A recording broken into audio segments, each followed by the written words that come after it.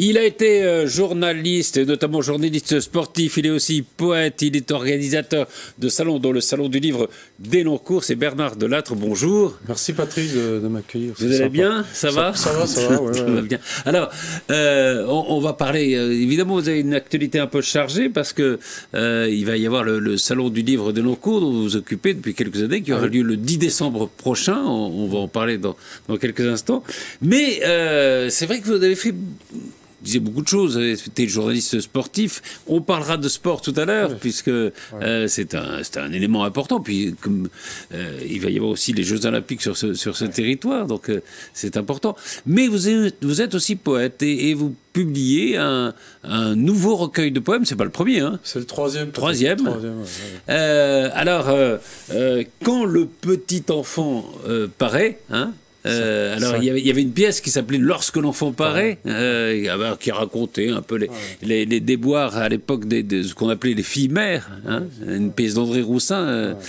Et puis il y a surtout, et ça se rapprocherait plus de ça, le fameux opus de Victor Hugo, L'art d'être grand-père. Ouais, c'est ça qui m'a inspiré. En fait, j'adore Victor Hugo. Et là, je suis arrivé grand-père sur le tard, hein, pour des raisons que voilà. Mais personnelles. Bien sûr. De ma fille surtout. Et c'est vraiment. J'ai relu Victor Hugo. C'est beau, c'est magnifique. Ah hein. ouais, l'art d'être. Ouais. Alors il y a des anecdotes dingues parce que. Et puis c'est vrai. Il y a quelque chose de vrai, c'est que. Les parents ont une responsabilité forte vis-à-vis de l'éducation des enfants. Les grands-parents, c'est assez différent. On a un regard différent. Parce qu'on n'a pas la même responsabilité. Puis quand on se rapproche vraiment, nous on a fait mais on voit cette vie, cette force de vie d'un petit enfant, c'est énorme, quoi. On reconnaît le miracle de la vie, ce mystère aussi. Qu'est-ce qui va devenir ce bébé? C'est tellement d'espérance. C'est vraiment du bonheur, quoi. Et on redécouvre tout avec lui. C'est vraiment. Vous êtes un grand-père heureux? Ouais, mais tout à fait. Et alors, vous allez, je sais pas quel âge il a là. 2 ans. Il a fêté ses 2 ans. D'accord. Ouais. Donc, dans quelques temps, vous allez pouvoir lui montrer les poèmes que vous avez écrits pour lui, au fond. Bah, bien sûr, c'était le but, un peu. J'essaye de lui donner des pistes, un peu d'expérience. J'espère qu'il les lira quand il aura 20 ans, 15, 16 ans, tout ça. Peut-être avant même, avant 20 ans quand même. Peut-être avant, ouais. C'est pas tout. Bon, écoutez, c'est pas tous les jours qu'un enfant, quand il naît, quelqu'un lui dédie un recueil de poèmes. Alors, il est dédié plutôt à votre mère, d'ailleurs, je crois. Mère de 8 enfants. 8 enfants. Ah bon, 8 enfants, vous étiez 8 enfants. C'est pour ça que je suis habitué. Moi, j'étais le deuxième. Donc, j'avais un frère dont je suis le parrain qui a 10 ans de moins que moi, quoi. Et je suis habitué à m'occuper. Vous êtes habitué aux grandes familles. Ouais. Et dans les grandes familles, dans les familles de 8 enfants, c'est les enfants qui s'occupent des autres enfants. Tout à fait. Plus que les quand il y a 12 ans d'écart, c'est évident, tout ça. Et ça allège les tâches de la maman, quoi, du papa. Ouais. Alors, le recueil est scindé en plusieurs parties. Ça commence avant la naissance, le moment où on attend la grossesse, comment ça va se passer. Tout ça. Voilà. On achète plein de choses. Le gamin arrive, il a déjà plein de trucs. Oui, c'est ça. La chambre est pleine déjà quand il arrive. Il y a l'accouchement. L'accouchement, qui est toujours un cap difficile. Pour une femme, c'est du sport. Hein. Enfin, maintenant, avec la péridurale... Voilà, il y a heureusement la péridurale. Mais il y a beaucoup d'inquiétudes quand même. Oui. On ne porte pas un gamin comme ça. Hein, Est-ce que vous ne croyez pas d'ailleurs qu'on est plus inquiet peut-être aujourd'hui que les femmes ne l'étaient, je ne sais pas, quand votre mère a eu 8 enfants. À la fin, ça passe comme lettre à la poste. C'est ce qu'on dit. Je ne suis pas sûr que ça soit vrai. C'est ce que disent les mecs. Hein, non, mais c'est vrai que quand on est plus rodé. Puis à l'âge aussi de la maman qui joue, quoi. Un accouchement après 40 ans, c'est plus dur que quand on a 20 ans. Hein, c'est ça aussi. Physiquement, c'est ça aussi. Oui, c'est vrai qu'aujourd'hui, on a aussi, les femmes, comme les hommes d'ailleurs, ont des enfants un petit peu plus tard, parce qu'on se consacre d'abord souvent à son boulot, à sa vie professionnelle. Victor Hugo me disait les femmes sont des temples, elles portent la vie, sont des temples devant lesquels il faut s'agenouiller. Absolument. Ouais. Non, mais c'est vrai, les femmes, c'est quand même des porteuses de la vie, quoi. C'est vraiment énorme, quoi. Et pour l'instant, oui, on n'a pas trouvé d'autre manière, encore que le problème de la naissance est en train d'évoluer. Ouais.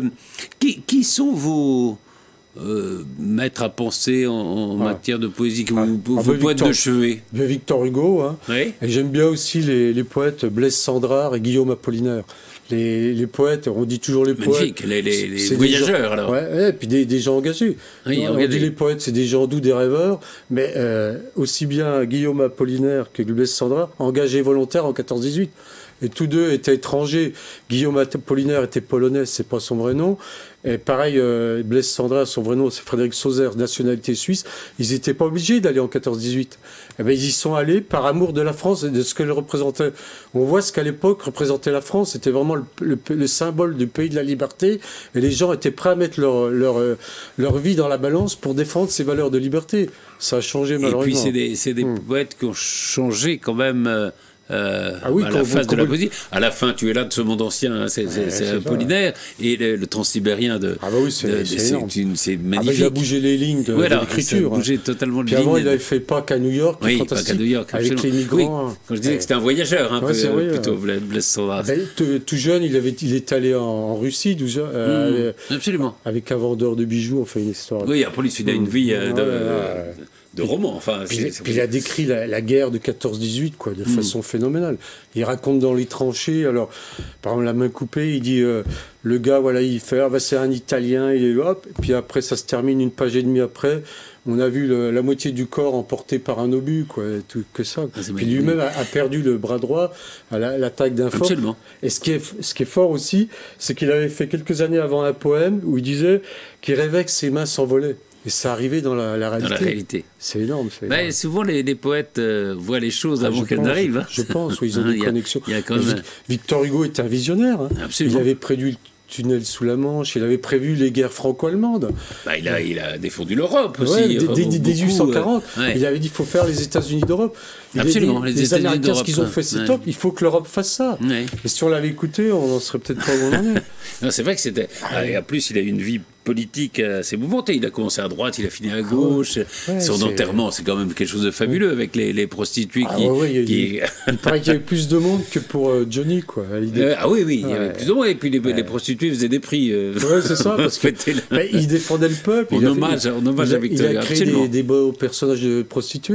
Oui. Les Misérables, notamment. Puis quand il était à Guernesey, exilé, 17 ans quand même, il paraît que les marins, enfin les gens du peuple, les Bretons, les Normands, ils se baladaient avec les poèmes de Victor Hugo et ils vendaient les livres sur le manteau. Et s'ils étaient pris par la marechaussée, ils risquaient la prison. C'était une époque où la poésie était très populaire. Est-ce qu'elle l'est aujourd'hui? Un peu moins. Elle l'est moins, parce qu'à l'époque, il n'y avait pas la télé, il n'y avait pas la radio. Donc les auteurs, les journaux se vendaient beaucoup. En 14, il y avait 100 quotidiens à Paris, 100 quotidiens. Oui, c'est vrai qu'on lisait. Ça communiquait comme ça. Mais est-ce que la chanson, parfois on dit la chanson a pris la place de la poésie? Je pense. Vous prenez Renaud. Ça dépend des chanteurs aussi, ça dépend. Ouais, mais beaucoup. Brassens, c'est un poète, c'est évident. Absolument. Brassens, Brel, Ferrat, c'est des poètes. Et vous prenez Renaud actuel, enfin il a notre âge, Renaud. Et Renaud, il écrit en alexandrin. Vous prenez le Mistral gagnant, c'est des alexandrins, des vers de 12 pieds. C'est plus compliqué à mettre en musique que les vers de 12 pieds. Ouais. Non, c'est pas parce que beaucoup de musique est faite à 4 temps et 3 x 4, 12, ça le fait. Et il y a les vers octosyllabiques sur 8 pieds, ça marche bien avec la musique aussi. Mais il y a des... Enfin, on peut bousculer tout ça maintenant. On fait des vers à 9 pieds, 6 pieds. Mais beaucoup, on a fait des vers à 12 pieds, à 8 pieds, en accord avec la musique. C'est assez facile, assez pratique, quoi. Alors, juste 2 vers d'un des poèmes, mais parce ce serait presque d'actualité après la marche contre l'antisémitisme. Et voilà. Et alors, ça commence comme ça. Macron, Le Pen, Mélenchon. Tout ça, tu t'en fous. Tu préfères bien sûr jouer avec ton doudou. Ouais, c'est pas mal ça. C'est vrai que l'actualité passe au-delà de la tête des enfants. Mais en même temps, il faut leur apprendre. Ah bah oui, il faut les... Mais je pense que la poésie lutte contre la guerre, puisqu'elle est pour l'amour, la vie.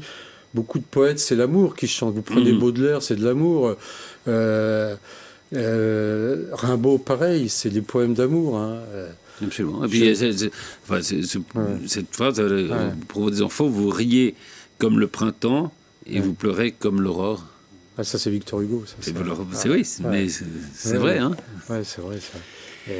Donc, alors, ça s'appelle Quand le petit enfant paraît, c'est aux éditions Glyph, qui est votre éditeur. depuis un moment. Traditionnel, oui, hein, oui, si je peux dire. Un mot alors. C'est vrai que j'ai dit vous avez été journaliste sportif. Il y a eu ce livre chez l'Harmattan qui s'appelle Sportissimo. Ouais. Courir, marcher, naviguer, c'est vivre plus fort. Alors, c'est quoi ce livre? J'étais journaliste sportif, j'ai débuté comme si j'ai fait ça. Enfin, j'ai jamais lâché le sport pendant 40 ans. Et c'est un peu un essai, quoi, de démontrer que la pratique sportive a évolué. Un exemple parmi d'autres. Moi, quand j'ai débuté il y a 40 ans, il y avait des courses de vélo dans tous les villages. Il y avait un club de vélo à Coignères, à Maurepas, à Rambouillet, à Saint-Arnoux. Il y avait des courses cyclistes tous les dimanches. Et c'était un boulot dingue. Je voudrais rendre hommage au travail des journalistes sportifs qui travaillent comme des dingues tous les week-ends. Une course de vélo, ça commence à 9 h, ça finit à midi. Puis après, il y a les résultats. Non plus. Non, mais c'est une belle vie quand même, dans l'ensemble. Mais alors, j'ai eu la chance vous allez voir les Coupes du Monde. J'ai rencontré Thierry Péponnet parce qu'il faut savoir que la Ville Nouvelle a un passé olympique. Hein. À un moment, elle avait un bateau en 4,70 avec Péponnet qu'elle sponsorisait, qui faisait le Tour de France à la voile. Et Thierry Péponnet a été champion de France olympique à Séoul en 88. Et j'avais suivi Péponnet, j'avais sympathisé. Et grâce à lui, j'ai passé les permis de voile, permis hauturier, avec le club de voile de l'étang de Saint-Quentin. J'ai appris à naviguer avec eux. Le permis là-bas. Il faut savoir qu'on peut faire des croisières d'été avec le club de voile de l'étang de Saint-Quentin. Donc j'ai fait le tour de Corse grâce au club de voile de l'étang de Saint-Quentin. Peu de gens le savent, mais c'est un club qui a plein... Et donc j'avais suivi l'entraînement de l'équipe de football en 84, qui était championne olympique. Elle s'entraînait à Givres-sur-Yvette à l'époque, parce qu'il n'y avait pas Clairefontaine n'existait pas encore. Donc plein de choses comme ça. On avait suivi aussi les tournois des 5 nations à l'époque. Ils s'entraînaient aussi à Clairefontaine, au Château Ricard. Donc j'avais suivi plein de trucs comme ça. Ah oui, c'était pas Marcoussis. Non, c'était avant Marcoussis, c'était aussi au Château Ricard. D'accord. Enfin, il y a plein d'anecdotes là-dessus, quoi. C'était une chance. Oh, c'est une belle vie, la vie de sportif, quand même, non? Surtout pour moi, un petit gars de Saône-et-Loire qui vient de Guignon, un bled paumé de 2000 habitants, pour moi, c'est du rêve, quoi. J'en reviens à moi-même pas, quoi. C'est des trucs que j'imaginais même pas, quoi.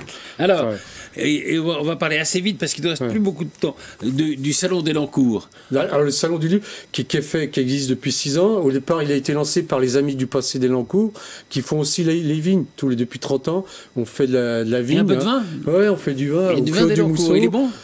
Il est bon, mais il est bio, à fond. Aucun produit chimique. Alors, donc, le parrain, c'est mon copain Nelson Montfort. Un type formidable. Qui gagne à être connu. Il faut savoir qu'il fait du théâtre, hein, avec sa fille. Oui, il fait du théâtre, il chante. Et il a fait un livre sur Jean Ferrat. Il a fait des... Oui, il adore la chanson. Voilà. Ça, il a vu des ovnis aussi. Jean-Claude Bourret aussi. Hein. Oui. Et donc, puis, il va venir ici. Tiens, et pour la première fois, le Salon du Livre aura lieu au Prisme. C'est un nouveau lieu. Grand merci au Prisme, à la mairie d'Elancourt. On fera peut-être une émission avec lui pour annoncer le salon. Et puis, il y a un illustrateur. Philippe Lorrain. Philippe Lorrain, voilà. Qui a fait des livres. Il travaille beaucoup à Pierre Lagrue, qui est plus littéraire. Et il a fait des livres sur les cyclistes de légende, sur les footballeurs de légende, les olympiques de légende. Et il a fait aussi un livre sur les rugbymen de légende. Et à cette occasion, il fera une exposition au Prisme 10 jours avant le salon. À partir de fin novembre. Et ça restera durant tout le temps du salon. Tout le salon. Qu'est-ce qu'il y a d'autre comme auteur? On a aussi beaucoup de journalistes sportifs. On a Étienne Bonamy qui travaille à l'équipe, qui a fait un livre sur le Tour de France de 1941. Le thème, ça sera le sport. Ah oui, le sport. Enfin, ouais, le thème. Le sport et la littérature. Et bien, il y aura d'autres thèmes aussi. Il y aura du polar, de la poésie, bien sûr. Mais la moitié des auteurs sont sur le sport. D'accord. Ce que je propose, c'est qu'on a le temps d'en reparler d'ici le 10 décembre. Donc, on viendra. Vous viendrez peut-être avec Nelson pour l'annoncer. Merci beaucoup, Bernard Delatte. Alors, je rappelle, quand le petit enfant paraît, c'est aux éditions Glyph. Voilà. Alors, si vous êtes parents, si vous êtes grands-parents, les grands-parents vont se reconnaître. Si vous voulez offrir un beau cadeau de Noël à votre petit enfant, par exemple. Voilà, précipitez-vous sur ce recueil de poèmes de Bernard Delatte. Merci beaucoup. Merci Patrice. Merci.